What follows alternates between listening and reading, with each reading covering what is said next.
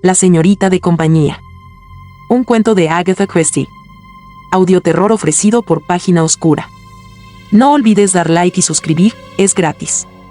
Si quieres ofrecer ayuda económica, tienes la pestaña Gracias para hacerlo. La señorita de compañía. Ahora usted, Dr. Joyd, dijo la señorita Ellie, ¿no conoce alguna historia espeluznante? Le sonrió con aquella sonrisa que cada noche embrujaba al público que acudía al teatro. Jane Ellie era considerada la mujer más hermosa de Inglaterra y algunas de sus compañeras de profesión, celosas de ella, solían decirse entre ellas, claro que Jane no es una artista. No sabe actuar, en el verdadero sentido de la palabra. Son esos ojos. Y esos ojos estaban en aquel momento mirando suplicantes al solterón y anciano doctor que durante los 5 últimos años había atendido todas las dolencias de los habitantes del pueblo de St. Mary. Con un gesto inconsciente, el médico tiró hacia abajo de las puntas de su chaleco, que empezaba a quedársele estrecho, y buscó afanosamente en su memoria algún recuerdo para no decepcionar a la encantadora criatura que se dirigía a él con tanta confianza. Esta noche me gustaría sumergirme en el crimen, y dijo Jane con aire soñador. Espléndido, exclamó su anfitrión, el coronel Bantry. Espléndido, espléndido. Y lanzó su potente risa militar. ¿No te parece, Dolly? Su esposa, reclamada tan bruscamente a las exigencias de la vida social, mentalmente estaba planeando qué flores plantaría la próxima primavera, convino con entusiasmo. Claro que es espléndido, dijo de corazón, aunque sin saber de qué se trataba.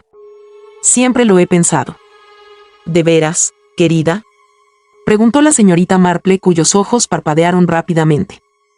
En ese teme hoy no tenernos muchos casos espeluznantes, y menos en el terreno criminal, señorita Ellie, dijo el Dr. Joyd. Me sorprende usted, dijo don Henry Cleverin, excomisionado de Scotland Yard, vuelto hacia la señorita Marple. Siempre he pensado, por lo que he oído decir a nuestra amiga, que ese teme hoy es un verdadero nido de crímenes y perversión. Oh, don Henry, protestó la señorita Marple mientras sus mejillas se enrojecían. Estoy segura de no haber dicho nunca semejante cosa. Lo único que he dicho alguna vez es que la naturaleza humana es la misma en un pueblo que en cualquier parte, solo que aquí uno tiene oportunidad y tiempo para estudiarla más de cerca. Pero usted no ha vivido siempre aquí, dijo Jane Hellier dirigiéndose al médico. Usted ha estado en toda clase de sitios extraños y en diversas partes del mundo, lugares donde sí ocurren cosas. Es cierto, desde luego, y dijo el Dr. Joyd pensando desesperadamente. Sí, claro, sí.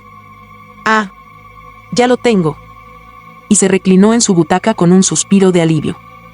De esto hace ya algunos años y casi lo había olvidado. Pero los hechos fueron realmente extraños, muy extraños. Y también la coincidencia que me ayudó a desvelar finalmente el misterio. La señorita Ellie acercó su silla un poco más hacia él, se pintó los labios y aguardó impaciente. Los demás también volvieron sus rostros hacia el doctor. No sé si alguno de ustedes conoce las Islas Canarias, o empezó a decir el médico.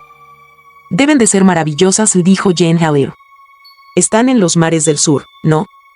¿O están en el Mediterráneo? Yo las visité camino de Sudáfrica, y dijo el coronel. Es muy hermosa la vista del Teide, en Tenerife, iluminado por el sol poniente. El incidente que voy a referirles, continuó el médico, sucedió en la isla de Gran Canaria, no en Tenerife. Hace ahora muchos años ya.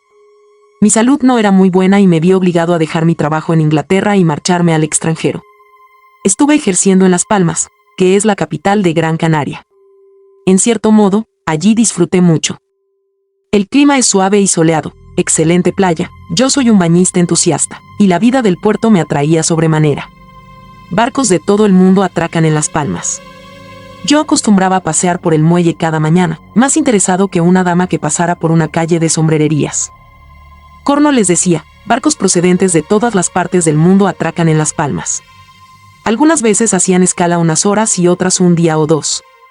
En el hotel principal, el Metropol, se veían gentes de todas razas y nacionalidades, aves de paso. Incluso los que se dirigían a Tenerife se quedaban unos días antes de pasar a la otra isla. Mi historia comienza allí, en el Hotel Metropol, un jueves por la noche del mes de enero. Se celebraba un baile y yo contemplaba la escena sentado en una mesa con un amigo mío. Había algunos ingleses y gentes de otras nacionalidades, pero la mayoría de los que bailaban eran españoles. Cuando la orquesta inició los compases de un tango, solo media docena de parejas de esta nacionalidad permanecieron en la pista. Todos bailaban admirablemente mientras nosotros los contemplábamos. Una mujer en particular despertó vivamente nuestra admiración. Alta, hermosa e insinuante, se movía con la gracia de una pantera. Había algo peligroso en ella. Así se lo dije a mi compañero, que se mostró de acuerdo conmigo. Las mujeres como esta, y me dijo, suelen tener historia.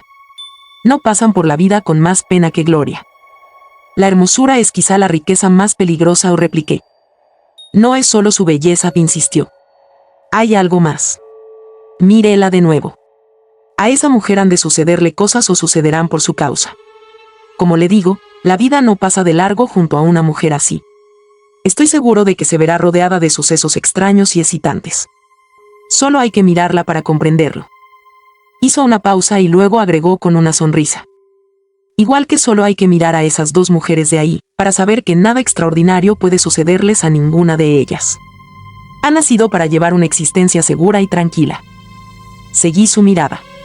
Las dos mujeres a las que se refería eran dos viajeras que acababan de llegar. Un buque holandés había entrado en el puerto aquella noche y sus pasajeros llegaban al hotel. Al mirarlas comprendí en el acto lo que quiso decir mi amigo. Eran dos señoras inglesas, el tipo clásico de viajera inglesa que se encuentra en el extranjero. Las dos debían rayar los 40 años. Una era rubia y solo un poco llenita. La otra era morena y también solo un poco exageradamente delgada. Estaban lo que se ha dado en llamar bien conservadas. Vestían trajes de buen corte poco ostentosos y no llevaban ninguna clase de maquillaje. Tenían la tranquila prestancia de la mujer inglesa, bien educada y de buena familia. Ninguna de las dos tenía nada de particular. Eran iguales a miles de sus compatriotas, verían lo que quisieran ver, asistidas por sus guías Baedeker, y estarían ciegas a todo lo demás. Acudirían a la biblioteca inglesa y a la iglesia anglicana en cualquier lugar donde se encontrasen, y era probable que una de las dos pintara de vez en cuando. Como mi amigo había dicho, nada excitante o extraordinario habría de ocurrirle nunca a ninguna de las dos por mucho que viajaran alrededor de medio mundo. Aparté mis ojos de ellas para mirar de nuevo a nuestra sensual española de provocativa mirada y sonreí. «Pobrecillas», dijo Jane Elliot con un suspiro. «Me parece estúpido que las personas no saquen el mayor partido posible de sí mismas. Esa mujer de Bond Street, Valentine, es realmente maravillosa. Aubrey Denman es cliente suya, ¿y la han visto ustedes en La Pendiente? En el primer acto, en el papel de una colegiala está realmente maravillosa. Y sin embargo, Aubrey tiene más de 50 años. En realidad, da la casualidad de que se dé muy buena tinta que anda muy cerca de los 60. Continúe y dijo la señora Bantry al Dr. Joy. Me encantan las historias de sensuales bailarinas españolas. Me hacen olvidar lo gorda y vieja que soy. Lo siento, y dijo el Dr. Joy a modo de disculpa, pero, a decir verdad, mi historia no se refiere a la española. No. Como suele suceder, mi amigo estaba equivocado. A la belleza española no le ocurrió nada excitante. Se casó con un empleado de una compañía naviera y, cuando yo abandoné la isla, tenía ya 5 hijos y estaba engordando mucho. Igual que la hija de S.B.O. Peters, comentó la señorita Marple. La que se hizo actriz y tenía unas piernas tan bonitas que no tardó en lograr el papel de protagonista.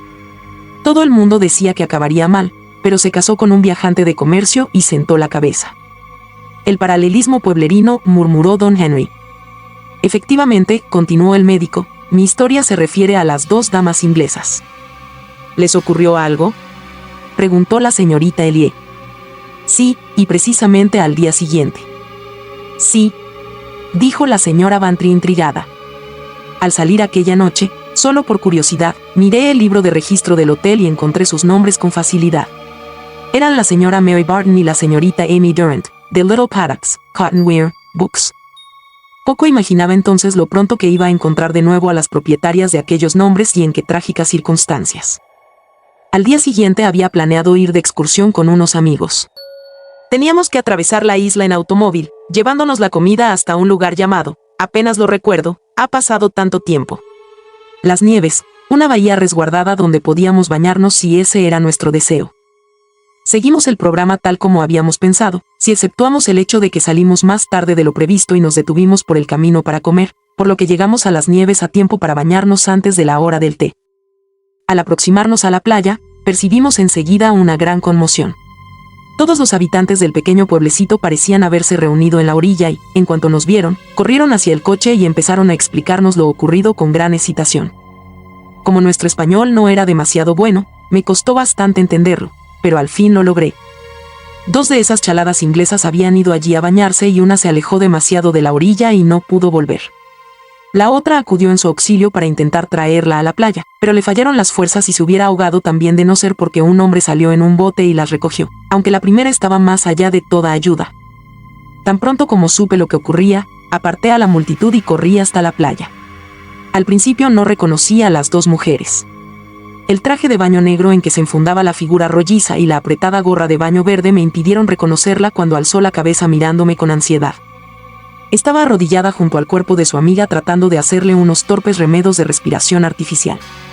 Cuando le dije que era médico lanzó un suspiro de alivio y yo le mandé que fuera enseguida a una de las casas a darse una buena fricción y a ponerse ropa seca. Una de las señoras que venía con nosotros la acompañó. Me puse a trabajar para devolver la vida a la ahogada, pero fue en vano. Era evidente que había dejado de existir y al fin tuve que darme por vencido. Me reuní con los otros en la casita de un pescador, donde tuve que dar la mala noticia. La superviviente se había vestido ya y entonces la reconocí inmediatamente como una de las recién llegadas de la noche anterior. Recibió la mala nueva con bastante calma y era evidente que el horror de lo ocurrido la había impresionado más que cualquier otro sentimiento personal. Pobre Amy, decía. Pobrecita Amy. Había deseado tanto poderse bañar aquí.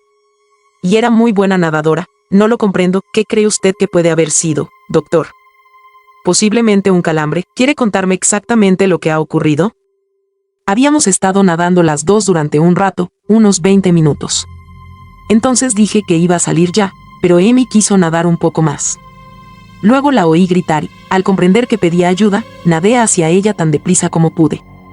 Cuando llegué a su lado aún flotaba, pero se agarró a mí con tanta fuerza que nos hundimos las 2. De no haber sido por ese hombre que se acercó con el bote, me hubiera ahogado yo también. Suele ocurrir muy a menudo, dije. Salvar a una persona que se está ahogando no es tarea fácil. Es horrible, continuó la señorita Barton. Llegamos ayer y estábamos encantadas con el sol y nuestras vacaciones. Y ahora ocurre esta horrible tragedia. Le pedí los datos personales de la difunta, explicándole que haría cuanto pudiese por ella, pero que las autoridades españolas necesitarían disponer de cuanta información tuviera. Ella me dio todos los datos que pudo con presteza. La fallecida era la señorita Amy Durant, su señorita de compañía, que había entrado a su servicio 5 meses atrás. Se llevaban muy bien, pero la señorita Durant le habló muy poco de su familia. Se había quedado huérfana desde muy tierna edad y fue educada por un tío, ganándose la vida desde los 21 años. Y eso fue todo, continuó el doctor. Hizo una pausa y volvió a decir, esta vez con cierta intención. Y eso fue todo. No lo comprendo, dijo Jane Hellier. ¿Es eso todo? Quiero decir que es muy trágico, pero no, bueno, no es precisamente lo que yo llamo espeluznante. Yo creo que la historia no acaba ahí, intervino don Henry. Sí, replicó el doctor Lloyd, sí que continúa. Desde el principio me di cuenta de que había algo extraño. Desde luego interrogué a los pescadores sobre lo que habían visto. Ellos eran testigos presenciales. Y una de las mujeres me contó una historia bastante curiosa a la que entonces no presté atención, pero que recordé más tarde. Insistió en que la señorita Durant no se encontraba en ningún apuro cuando gritó. La otra nadadora se había acercado a ella, según esta mujer, y deliberadamente le sumergió la cabeza debajo del agua. Como les digo, no le presté mucha atención. Era una historia fantástica y las cosas pueden verse de manera muy distinta desde la playa. Tal vez la señorita Barton había tratado de dejarla inconsciente al ver que la otra, presa del pánico, se agarraba a ella con desesperación y que podían ahogarse las 2. Y según la historia de aquella mujer española, parecía como si la señorita Barton hubiera intentado en aquel momento ahogar deliberadamente a su compañera. Como les digo, presté poca atención a aquella historia por aquel entonces, pero más tarde acudió a mi memoria. Nuestra mayor dificultad fue averiguar algo de aquella mujer, Amy Durant. Al parecer no tenía parientes. La señorita Barton y yo revisamos juntos sus cosas. Encontramos una dirección a la que escribimos, pero resultó ser la de una habitación que había alquilado para guardar algunas de sus pertenencias. La patrona nada sabía y solo la vio al alquilarle la habitación. La señorita Durrant había comentado entonces que le gustaba tener un lugar al que poder llamar suyo y al que poder regresar en un momento dado. Había allí un par de muebles antiguos, algunos cuadros y un baúl lleno de esas cosas que se adquieren en las subastas, pero nada personal. Había mencionado a la patrona que sus padres habían muerto en la India cuando ella era una niña y que fue educada por un tío sacerdote, pero no dijo si era hermano de su padre o de su madre, de modo que el nombre no nos sirvió en absoluto de guía. No es que fuese un caso precisamente misterioso, pero sí poco satisfactorio. Debe de haber muchas mujeres solas y orgullosas, en su misma posición. Entre sus cosas encontramos en las palmas un par de fotografías, bastante antiguas y desvaídas y que fueron recortadas para que cupieran en sus marcos respectivos, de modo que no constaba en ellas el nombre del fotógrafo, y también había un daguerrotipo antiguo que pudo haber sido de su madre o con más probabilidad de su abuela. La señorita Barton tenía, según dijo, la dirección de 2 personas que le dieron referencias suyas. Una la había olvidado, pero la otra logró recordarla tras algunos esfuerzos. Resultó ser la de una señora que ahora vivía en Australia. Se le escribió y su respuesta, que naturalmente tardó bastante en llegar, no sirvió de gran ayuda. Decía que la señorita Durrant había sido señorita de compañía suya por un determinado espacio de tiempo, cumpliendo su cometido del modo más eficiente, que era una mujer encantadora, pero nada sabía de sus asuntos particulares ni de sus parientes. De modo que, como les digo, no era nada extraordinario en realidad, pero fueron las 2 cosas juntas las que despertaron mis recelos. Aquella Amy Durrant de quien nadie sabía nada y la curiosa historia de la española que presenció la escena. Sí, y añadiré otra cosa. Cuando me incliné por primera vez sobre el cuerpo de la ahogada y la señorita Barton se dirigía hacia las casetas de los pescadores, se volvió a mirar con una expresión en su rostro que solo puedo calificar de intensa ansiedad, una especie de duda angustiosa que se me quedó grabada en la mente. Entonces no me pareció extraño. Lo atribuí a la terrible pena que sentía por su amiga, pero más tarde comprendí que no era por eso. Entre ellas no existía relación alguna y por ello no podía sentir un hondo pesar. La señorita Barton apreciaba a Amy Durrant y su muerte la había sobresaltado. Eso era todo. Pero entonces, ¿a qué se debía aquella inmensa angustia? Esa es la pregunta que me atormentaba. No me equivoqué al interpretar aquella mirada y, casi contra mi voluntad, una respuesta comenzó a tomar forma en mi mente. Supongamos que la historia de la mujer española fuese cierta. Supongamos que Mary Barton hubiera intentado ahogar a sangre fría a Amy Durrant. Consigue mantenerla bajo el agua mientras simula salvaría y es rescatada por un bote. Se encuentra en una playa solitaria, lejos de todas partes, y entonces aparezco yo, lo último que ella esperaba. Un médico. Y un médico inglés. Sabe muy bien que personas que han permanecido sumergidas en el agua más tiempo que Amy Durrant han vuelto a la vida gracias a la respiración artificial. Pero ella tiene que representar su papel y marcharse dejándome solo con su víctima. Y cuando se vuelve a mirar por última vez, una terrible angustia se refleja en su rostro. ¿Volverá a la vida Amy Durrant y contará lo que sabe? ¡Oh!, exclamó Jane. Estoy emocionada. Desde este punto de vista, el caso parece más siniestro y la personalidad de Amy Durrant se hace más misteriosa. ¿Quién era Amy Durrant? ¿Por qué habría de ser ella, una insignificante señorita de compañía a quien se paga por su trabajo, asesinada por su ama? ¿Qué historia se escondía tras la fatal excursión a la playa? Había entrado al servicio de Mary Barton unos pocos meses antes. Esta la lleva consigo al extranjero y, al día siguiente de su llegada, ocurre la tragedia. Y ambas eran 2 refinadas inglesas de lo más corriente. La sola idea resultaba fantástica y tuve que reconocer que me estaba dejando llevar por la imaginación. Entonces, ¿no hizo nada?, preguntó la señorita Elliot. Mi querida jovencita, ¿qué podía hacer yo? No existían pruebas. La mayoría de los testigos refirieron la misma historia que la señorita Barton. Yo había basado mis sospechas en una mera expresión pasajera que bien pude haber imaginado. Lo único que podía hacer, y lo hice, era procurar que se continuasen las pesquisas para encontrar a los familiares de Amy Durrant. La siguiente vez que estuve en Inglaterra fui a ver a la patrona que le alquiló la habitación, con los resultados que ya les he referido. Pero usted presentía que había algo extraño, dijo la señorita Marple. El Dr. Lloyd asintió. La mitad del tiempo me avergonzaba pensar así. ¿Quién era yo para sospechar que aquella dama inglesa simpática y de trato amable hubiera cometido un crimen a sangre fría? Hice cuanto me fue posible por mostrarme cortés con ella durante el corto espacio de tiempo que permaneció en la isla. La ayudé a entenderse con las autoridades españolas e hice todo lo que pude como inglés para ayudar a una compatriota en un país extranjero. No obstante, tengo el convencimiento de que ella sabía que me desagradaba y que sospechaba de ella. ¿Cuánto tiempo permaneció allí? Preguntó la señorita Marple. Creo que unos 15 días. La señorita Durant fue enterrada allí. Unos días después, la señorita Barton tomó un barco de regreso a Inglaterra.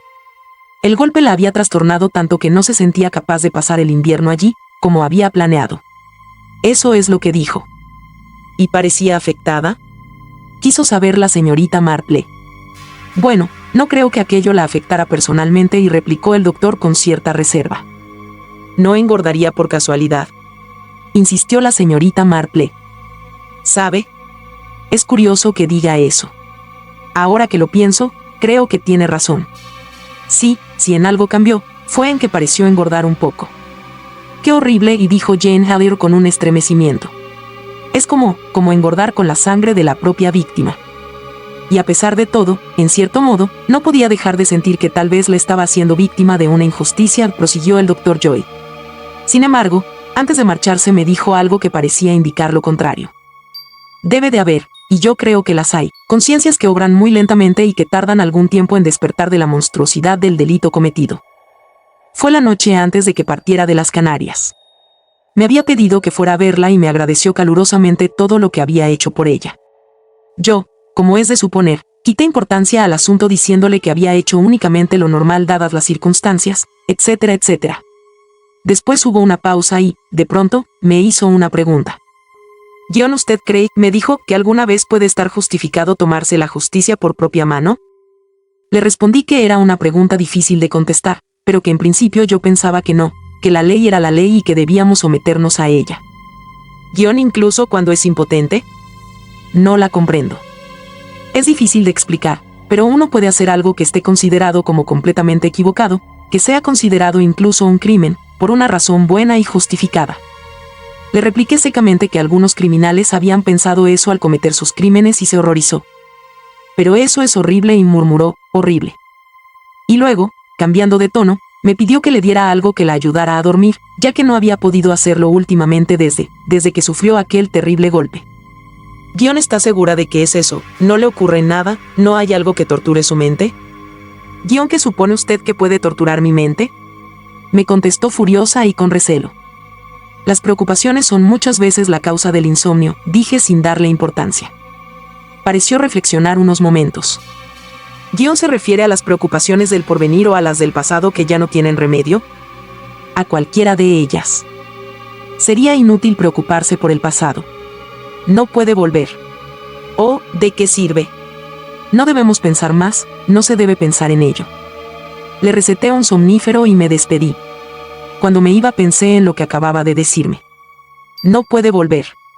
¿Qué? ¿O quién? Creo que esta última entrevista me predispuso en cierto modo para lo que iba a suceder después. Yo no lo esperaba, por supuesto, pero cuando ocurrió no me sorprendí.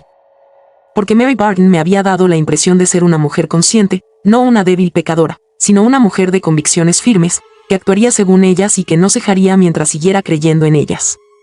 Imaginé que durante nuestra última conversación empezó a dudar de sus propias convicciones.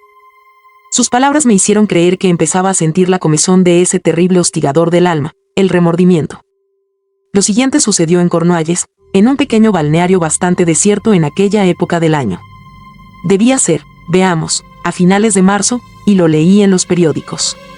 Una señora se había hospedado en un pequeño hotel de aquella localidad, una tal la señorita Barton, cuyo comportamiento fue muy extraño, cosa que fue observada por todos. Por la noche paseaba de un lado a otro de su habitación, hablando sola y sin dejar dormir a las personas de los dormitorios contiguos al suyo. Un día llamó al vicario y le dijo que tenía que comunicarle algo de la mayor importancia y que había cometido un crimen. Y luego, en vez de continuar, se puso en pie violentamente diciéndole que ya regresaría otro día. El vicario la consideró una perturbada mental y no tomó en serio su grave autoacusación. A la mañana siguiente se descubrió que había desaparecido de su habitación, donde había dejado una nota dirigida al coronel y que decía lo siguiente: ayer intenté hablar con el vicario para confesarme, pero no pude. Ella no me deja. Solo puedo remediarlo de una manera, dando mi vida por la suya, y debo perderla del mismo modo que ella. Yo también debo ahogarme en el mar. Creí que lo hacía justificadamente. Ahora comprendo que no era así. Si quiero obtener el perdón de Amy, debo ir con ella. No se culpe a nadie de mi muerte. Mary Barton. Sus ropas fueron encontradas en una cueva cercana a la playa. Al parecer se había desnudado allí y nadado resueltamente mar adentro, donde la corriente era peligrosa ya que la arrastraría a los acantilados. El cadáver no fue recuperado, pero al cabo de un tiempo se la dio por muerta. Era una mujer rica, resultó tener más de 100.000 libras.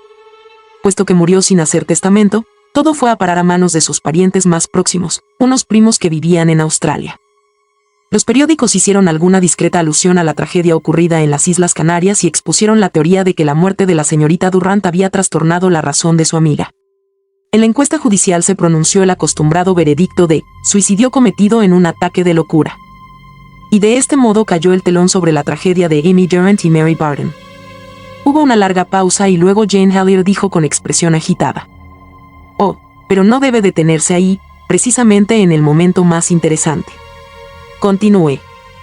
Pero comprenda, señorita Ellie, esto no es un folletín, sino la vida real, y en la vida real las cosas se detienen inesperadamente». «Pero yo no quiero que se detengan», y dijo Jane, «quiero saber».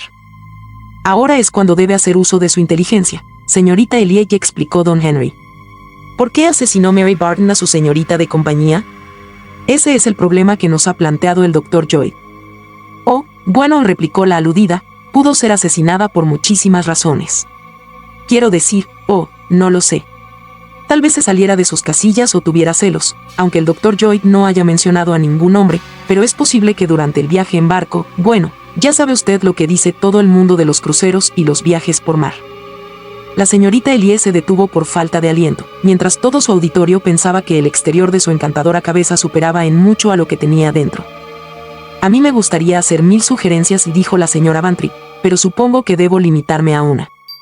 Yo creo que el padre de la señorita Barton haría fortuna arruinando al de Amy Durrant y Amy determinó vengarse». «Oh, no. Tendría que haber sido al revés». «¡Qué fastidio! ¿Por qué la rica dama asesinó a su humilde señorita de compañía?» «Ya lo tengo. La señorita Barton tenía un hermano menor que se enamoró perdidamente de Amy Durrant. La señorita Barton espera su oportunidad. Cuando Amy sale al mundo, la toma como señorita de compañía y la lleva a Canarias para llevar a cabo su venganza». «¿Qué tal?» «Excelente», y dijo don Henry. «Solo que ignoramos que la señorita Barton tuviera un hermano». «Eso lo he deducido», replicó la señora Bantry. «A menos que tuviera un hermano menor, no veo el motivo. De modo que debía tener uno». «No lo ve usted así, Watson». «Todo esto está muy bien, Dolly», dijo su esposo, «pero es solo una mera conjetura». «Claro», respondió la señora Bantry. «Es todo lo que podemos hacer, conjeturar. No tenemos la menor pista. Adelante, querido, ahora te toca a ti».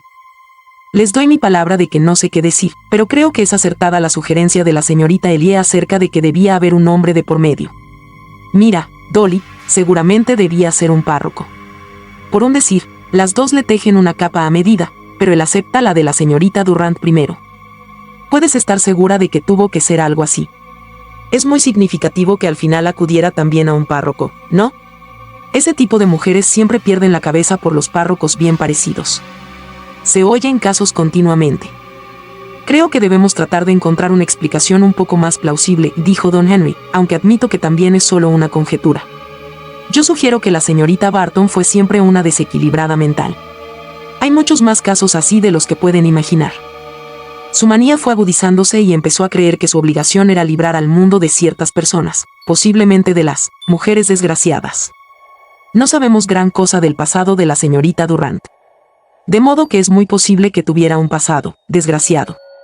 La señorita Barton lo averigua y decide exterminarla. Más tarde, su crimen empieza a preocuparle y se siente abrumada por los remordimientos. Su fin demuestra que estaba completamente desequilibrada. Ahora dígame si está de acuerdo conmigo, señorita Marple. Me temo que no, don Henry, replicó la señorita Marple sonriendo para disculparse. Creo que su final demuestra que había sido una mujer inteligente y resuelta. Jane Ellie la interrumpió lanzando un grito. «Oh, qué tonta he sido. ¿Puedo probar otra vez?» Claro que debió ser eso. Chantaje. La señorita de compañía le estaba haciendo víctima de su chantaje. Solo que no comprendo por qué dice la señorita Marple que fue una mujer inteligente por el hecho de que se suicidara. No lo comprendo en absoluto. Ah, exclamó don Henry. Seguro que la señorita Marple conoce un caso exactamente igual ocurrido en ese Emil. Usted siempre se burla de mí, don Henry, contestó la señorita Marple con tono de reproche. Debo confesar que me recuerda un poco, solo un poco, a la anciana Trout. Cobró las pensiones de 3 ancianas fallecidas en distintas parroquias. Me parece un crimen muy complicado y muy provechoso, dijo don Henry, pero no veo que arroje ninguna luz sobre el problema que nos ocupa. Claro que no, replicó la señorita Marple. Usted no, pero algunas de las familias eran muy pobres y la pensión de las ancianas representaba mucho para los niños. Sé que es difícil de entender para los extraños, pero lo que quiero hacer resaltar es que el fraude se apoyaba en el hecho de que una anciana se parece mucho a cualquier otra. ¿Cómo?, preguntó don Henry intrigado. Siempre me explico mal. Lo que quiero decir es que, cuando el doctor Lloyd describió a esas 2 señoras, no sabía quién era quién y supongo que tampoco lo sabía nadie del hotel. Desde luego, lo hubieran sabido al cabo de 1 o 2 días, pero al día siguiente una de las 2 pereció ahogada y si la superviviente dijo que era la señorita Barton, no creo que a nadie se le ocurriera dudarlo. ¿Usted cree? Oh, ya comprendo, dijo don Henry despacio. Es lo único que tendría un poco de sentido. Nuestra querida señora Bantry ha llegado a la misma conclusión hace tan solo unos momentos. ¿Por qué habría de matar una mujer rica a su humilde acompañante? Es mucho más lógico que fuera lo contrario. Quiero decir que es así como suelen suceder las cosas. Sí, comentó don Henry. Me sorprende usted. Pero claro, y prosiguió la señorita Marple, luego tuvo que usar la ropa de la señorita Barton, que probablemente debía quedarle un tanto estrecha, por lo que daría la impresión de haber engordado un poco. Por eso hice esa pregunta. Un caballero seguramente pensaría que estaba aumentando de peso y no que la ropa le quedaba pequeña, aunque no sea este el modo correcto de explicarlo. Pero si Amy Durant asesinó a la señorita Barton, ¿qué ganaba con ello? Quiso saber la señorita Bantry. No podía mantener la ficción indefinidamente. Solo la mantuvo por espacio de 1 mes aproximadamente, indicó la señorita Marple. Y durante este tiempo supongo que viajaría, manteniéndose alejada de todo el que pudiera conocerla. Eso es lo que quise dar a entender al decir que una mujer de cierta edad resultaba muy parecida a cualquier otra. No creo siquiera que notaran que la fotografía del pasaporte era distinta, ya saben ustedes lo malas que son. Y luego, en marzo, se marchó a ese balneario de Cornualles donde comenzó a actuar de un modo extraño, a atraer la atención de la gente para que cuando encontrasen sus ropas en la playa y leyeran su última carta no repararan en lo obvio. ¿Qué era?, preguntó don Henry. Que no había cuerpo, replicó la señorita Marple. Eso es lo que hubiera saltado más a la vista de no ser por la cantidad de pistas falsas puestas para apartarlos de la verdadera pista, incluyendo el detalle de la comedia del arrepentimiento. No había cuerpo. Ese era el hecho más importante. ¿Quiere usted decir?, preguntó la señorita Bantry. ¿Quiere decir que no hubo tal arrepentimiento? ¿Y que no se ahogó? Ella no, replicó la señorita Marple. Igual que la señora Trout. Ella también supo preparar muchas pistas falsas, pero no había contado conmigo. Yo sé ver a través del fingido remordimiento de la señorita Barton. ¿Ahogada ella? Se marchó a Australia y no temo equivocarme. No se equivoca, señorita Marple, dijo el doctor Joy. Tiene razón. Otra vez me deja usted sorprendido. Vaya, aquel día en Melbourne casi me caigo redondo de la impresión. ¿Era eso a lo que se refería usted al hablar de una coincidencia? El Dr. Lloyd asintió.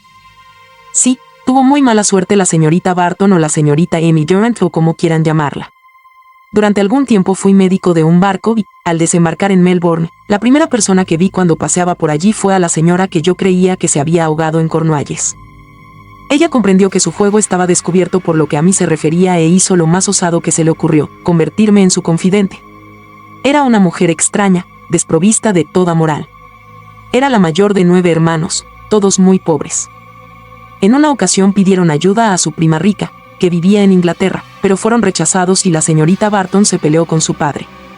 Necesitaban dinero desesperadamente, ya que los 3 niños más pequeños estaban delicados y necesitaban un costoso tratamiento médico. Parece ser que entonces Amy Barton planeó su crimen a sangre fría. Se marchó a Inglaterra, ganándose el pasaje como niñera, y obtuvo su empleo de señorita de compañía de la señorita Barton haciéndose llamar Amy Durant. Alquiló una habitación en la que puso algunos muebles para crearse una cierta personalidad. El plan del ahogamiento fue una inspiración repentina. Había estado esperando que se le presentara alguna oportunidad. Después de representar la escena final del drama, regresó a Australia y, a su debido tiempo, ella y sus hermanos heredaron todo el dinero de la señorita Barton como parientes más próximos. Un crimen osado y perfecto, dijo don Henry. Casi el crimen perfecto. De haber sido la señorita Barton quien muriera en las Canarias, las sospechas hubieran recaído en Amy Durant y se hubiese descubierto su parentesco con la familia Barton. Pero el cambio de identidad y el doble crimen, como podemos llamarlo, evitó esa posibilidad. Sí, casi fue un crimen perfecto. ¿Qué fue de ella?, preguntó la señora Bantry. ¿Cómo actuó en el asunto, Dr. Lloyd? Me encontraba en una posición muy curiosa, señora Bantry. Pruebas, tal como las entiende la ley, tenía muy pocas todavía.